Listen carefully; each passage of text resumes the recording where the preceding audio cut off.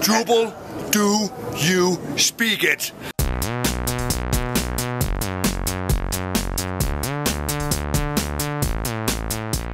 Who is that you met today?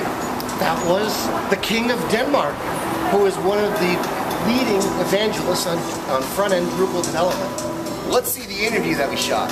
Let's go. Okay. This is the King of Denmark. Here with us, the guru, front-end development guru for Drupal. How long have you been working in Drupal for? Let me see, since Brussels back in 2006. The DrupalCon in Brussels 2006. When we were like 150, 200 people at a conference. And that was, I felt like a big conference. And what way had you been working in CMSs before that? I actually was one of them who wrote my own. I was yet one of those who wrote my own because I knew how to do the stuff.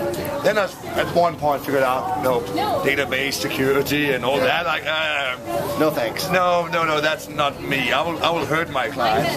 So I was actually just looking for new systems to work with, and I, by accident, folded over Drupal, and I really liked the way that they actually had the whole database layer and all that stuff really done good, and the hook things. And I looked at the markup back then and thought, okay, how long can it take to change this stuff?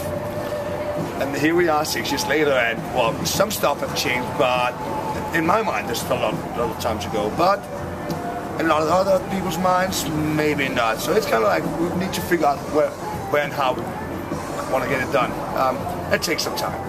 And do you think the whole move towards mobile first and content first, is that going to help us as front-end developers? I think so. It's, well, right now I remember when I started, when we did the table-based thing, spacer GIF and all that ugly stuff, when we moved to using divs and spans and tried to be semantic and then use class name that made sense and all that, it kind of changed the whole way that people thought about markup, what to do with designs, and that.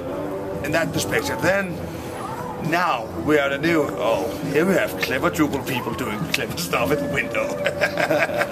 So Mothership is an initiative that that you've started, which is basically applying the whole development model, the develop thinking to sort of the markup in Drupal. No? Actually, more it's a whole way of saying, okay, all this crap I don't use. This div, this span, this class name, that class name, I don't use that.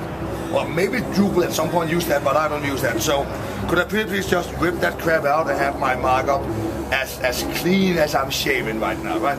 So that's been the idea. And now I've been working on it for a couple of years. And the thing is that at some point, and that's the great thing about the Drupal thing, is that we have this community everybody talks about. And like, so what's great about the community? Well, I can say it like this, that we are now in the 12th DrupalCon I'm at. We're now about 3,000 people. We're going to be partying like rock stars in our own little mind for 3 days. And then go back to where we come from all over the world. And the thing that I've learned, at least, well, I'm not a very big guy, right? So I've learned that you need to team up with other people. So like, if you want to kick really ass, do that instead. And the whole thing that your markup, your way to think, the whole way of thinking aside and design is getting pushed by other people. But we all want to do the best thing. I'm getting fired up now for at least 6 months until we go to Munich. Like, want to do more, want to talk with people, want to get it to work, figuring out how other people do stuff, and actually having that place where you can go and say, hey, guys, this thingy over here, how do I get that blue or green or yellow or whatever? And there will probably be some dude that you probably drank a beer with at a bar, at an after party, at the DrupalCon. They will say, hey, I know that. So maybe we might see that as the blood of the whole community, the heart of the community. This is what's getting to work. So, make sure to come back and check out more video blogs from DrupalCon.